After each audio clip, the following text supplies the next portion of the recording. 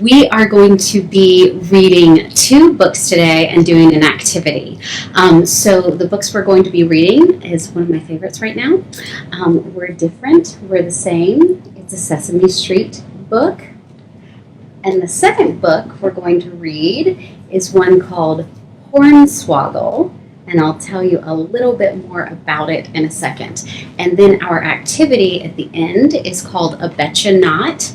If you would like to participate in the Betcha Not, it's a rope trick. Now, you don't have to have any rope lying around your house. I've got a few examples of something you can use. Here's a ribbon. You might want to use that. You can grab a tape measure. Maybe some of your moms or dads have one of those lying around. Or even I have a necklace that my Aunt Joan made me. She used to make me a lot of jewelry. In fact, she made this too. And this is a fabric chain. So I could use that too because it's long enough. Don't go grab your mom's most prized necklace and use that though. Okay? If you want to participate in the activity today, the Betcha Not, that's great. If you just want to watch it today and do it later, that's fine too. So let's get started with our first book. We're Different, We're the Same. Like I said, it's a Sesame Street book. We watch a lot of Sesame Street at my house right now, and I don't know who enjoys it more, me or my 2-year-old. But here we go. We're different. Our noses are different. On Sesame Street, you know that there are a lot of different noses, just like in real life. We're the same. Our noses are the same. They breathe and sniff and sneeze and whiff. I think my favorite thing that someone's nose is smelling on this page are the hot dogs. Our hair is different. See all those fabulous hair colors and hairstyles? Our hair is the same. It grows on us in several places. It warms our heads and frames our faces.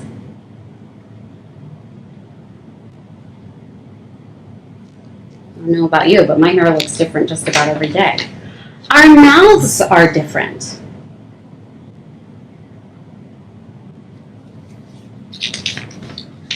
Our mouths are the same. Their lips form the words we say and smile when it's a happy day.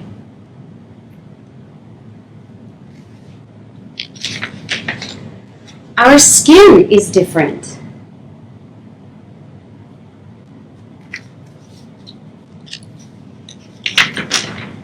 Our skin is the same.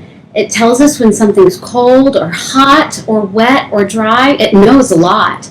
Muscles and bones are wrapped inside it. We all have blood and skin to hide it. It keeps in warmth. It keeps out dirt. It warns us so we don't get hurt. Has anyone ever accidentally touched something that is hot? Can you pull your hand away real quick? That's your skin trying to protect you from getting burned. Our eyes are different.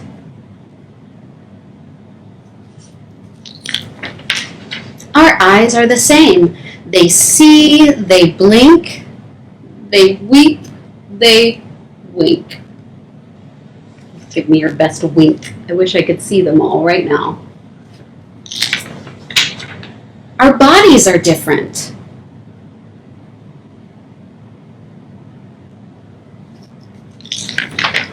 Our bodies are the same. They stretch and bend and work and play. They all need food and rest each day.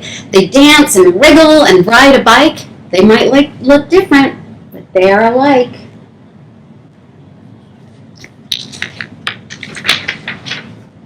Our feelings are different. Like we talked about last week, our feelings can be different from day to day, moment to moment, right? Our feelings are the same. Lonely, worried, scared, excited, happy, loving, glad, delighted. You can see why all those little boys and girls and grown-ups are delighted. We're the same, we're different. That's what makes the world such fun. Many kinds of people, not just one. A rainbow would be boring if it were only green and blue. What makes a rainbow beautiful is that it has every hue. So aren't you glad you look like you? We're different. We're the same. And we're all wonderful. Almost such a great photographer. Maybe I'll have him do my next headshot. All right, so that's the end of that one. Our next book is one that I love. And it's kind of on the same subject matter. This book is called Hornswoggle. And it is written and illustrated by a teacher friend of mine in Atlanta named Hughes. And one reason I love this book, it's a great story, but also the star character in this book that you're about to meet is named Eden. And I have a very good little friend, who's maybe a little bit older than a lot of you, and her name is Eden. So this book makes me think of her. Okay, Hornswoggle by Hughes. Bet you're wondering what a hornswoggle is. Eden was a very small girl from a very small town who always dreamed of a big adventure. On cool afternoons, she would take walks in the orchards outside the town to pick apples. So you see Eden right there? See the apples, the orchard? On one of these cool afternoons, Eden found herself at the end of an orchard, looking at a large sign that she had not seen before. It had big purple letters and a bright purple arrow pointing at a small cottage. So you see the purple letters and the arrow? Those letters say, "Come in." And there's the cottage. There's Eden thinking about what she should do next. The door had an old brass handle with a peculiar little lock. When she opened the door, the shopkeeper seemed quite pleased to see her. He was a tiny man with a very large mustache that curled up on each end. Sorry. There he is. Eden looked around the little one-room shop. It was filled with all sorts of trinkets, doodads, and quite a few doohickeys. But within the crowded shelves, behind an odd elephant wearing a tutu, something caught her eye. An egg.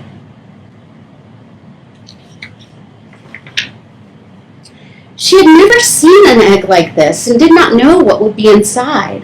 It had a very unusual color, and it seemed to make her feel warm just to be near it. She knew that she had to have it, so even with no money in her pocket, Eden approached the tiny shopkeeper. His mustache curled into big, loopy spirals as he smiled at Eden, almost as if he knew what her question was before she asked. For the price of 3 red apples, he kindly watched her dance out of the cottage with the egg clutched in her tiny hand. This was indeed an interesting egg, and as the days passed, it grew more interesting. She took it with her everywhere she went, and everywhere she went, people could not help but notice it. So there she is. She's got the egg in the stroller. I don't know about you, but sometimes I wish I could get pushed around in a stroller. Not more than a week after she bought the egg, it began to hatch. It did not take long to see what was inside. Eden came face to face with a dragon. He was not much bigger than her hand, but he was most certainly a dragon. A very tiny dragon. So there he is.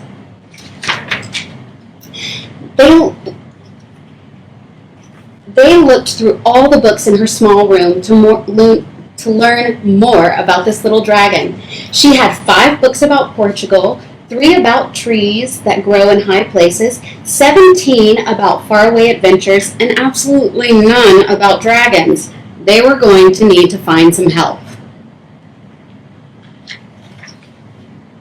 Eden and her dragon spent all afternoon in the town's cramped little bookshop, reading as much about dragons as she could. Everything she read showed very large creatures flying high above mountains and castles and blowing huge streams of fire all around. It was extremely fascinating. Get in there so you can see Eden and her dragon reading those books. And there's some pictures about what the different dragons in the books can do. Eden's tiny dragon was not at all like these other dragons. He was very small and he did not know how to fly, and his nose was always, smoking and clouding and poofing. All he ever wanted to do was climb on Eden, look around, or take a nap. Sounds a lot like my 2-year-old. She decided to name him Hornswoggle because he was not exactly what she expected. There they are, sitting out. I don't know if you notice Hornswoggle's long tail, but that is going to play into our rope trick in a moment. From all that she read, it seemed that dragons should learn to fly, so Eden decided that she would teach him. She borrowed as many books as she could, and the next morning they set off for a full day of flying lessons, way out past the orchards. So there goes Eden and the dragon in the wagon, all the supplies they need. Dragon's got his little hat on, ready to go. Eden had already learned a lot about Hornswoggle. He loved to chase grasshoppers. He could wrap his long tail around almost anything, and he loved to sit on top of her head. As the day went on, she learned more. There's an example of some of the activities she and Hornswoggle are doing. You can see his tail wrapped around the kite, wrapped around the balloons. She learned Hornswoggle was a lot of fun. Just like Eden, he wanted new adventures. He fit nicely inside a paper airplane. But sadly, she also learned that her tiny dragon simply could not fly.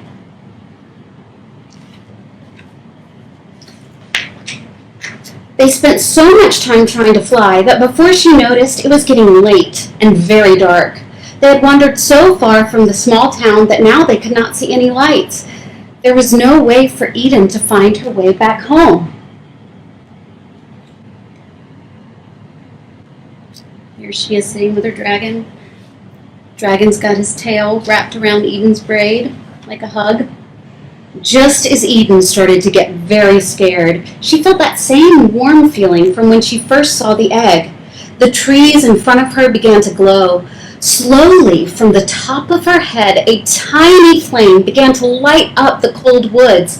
Hornswoggle leaned forward to shine his tiny light on the trail.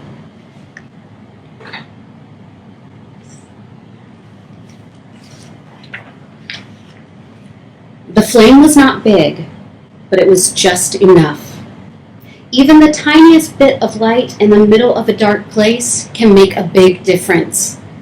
Hornswoggle kept his flame lit the whole way back to town, and they made it home safely.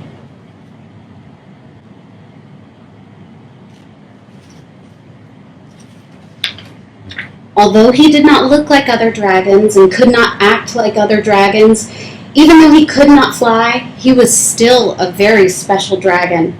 Hornswoggle was her dragon, and she knew that they would have big adventures.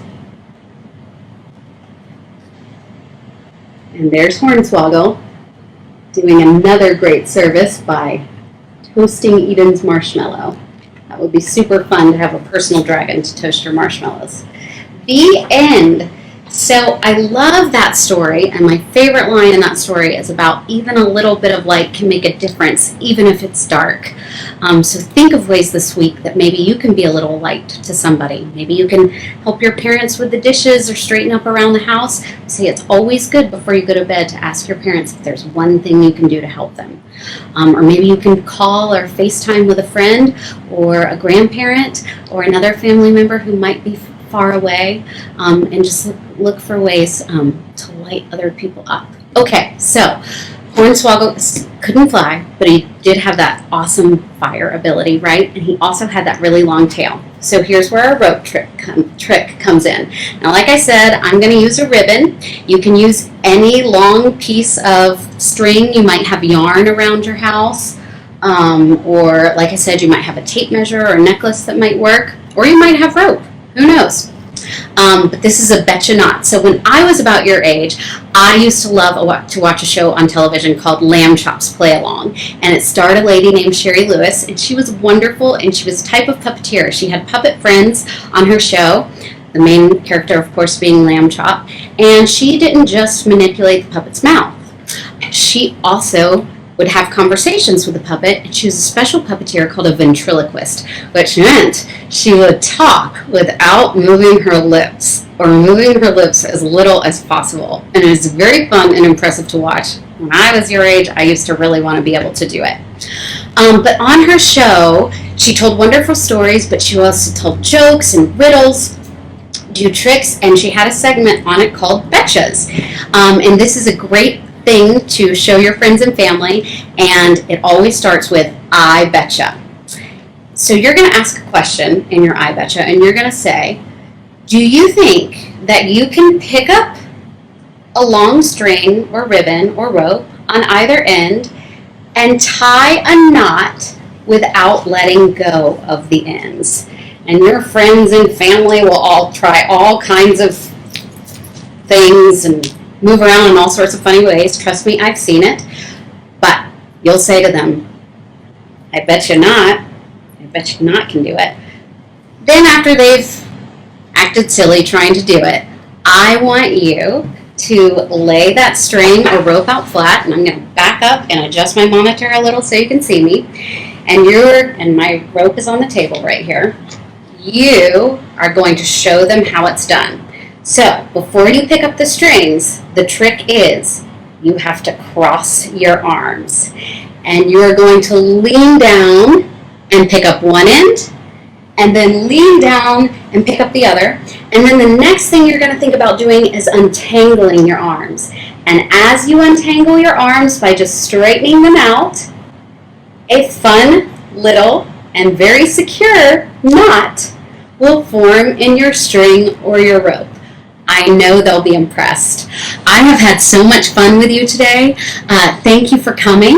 The stories are in the comment if you are interested in learning more about those. And I just hope you have a magical, fun night and a wonderful week. Remember what I said about asking your parents if there's maybe something you can do to help them before you go to bed. And then have sweet dreams and a bright tomorrow. I'll see you soon, friends. Bye.